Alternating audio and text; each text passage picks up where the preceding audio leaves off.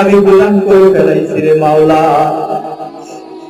আল্লাহর কাছে যখন কান্নাকাটি করে, চোখের পানি যখন ছাড়ে, আল্লাহ পাক রব্বুল আলামিন তখন বলে, আলেম আব্দি, আমার বান্দা বান্দি কি জানে আন্না লাহু রাব্বান, আমি তাদের প্রভু, ওয়া ইয়াগফিরু লিহি, তাদেরকে আমি শাস্তি দিতে পারি, আযনাবা যামবান, আবার তাদের গুনাহসমূহকে আমি ক্ষমাও করে দিতে পারি।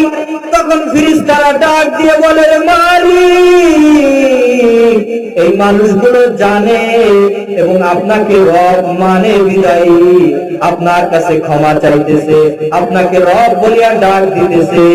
আল্লাহ পাক রব্বুল আলামিন তখন বলে, যদি আমাকে রব মানে দিল থেকে, আর আমাকে রব মানিয়ে যদি আমার কাছে ক্ষমা চায়, গফারতু লাহু, তার জীবনের সমস্ত গুনাহকে আমি মাফ করে দিলাম। বলুন সুবহানাল্লাহ।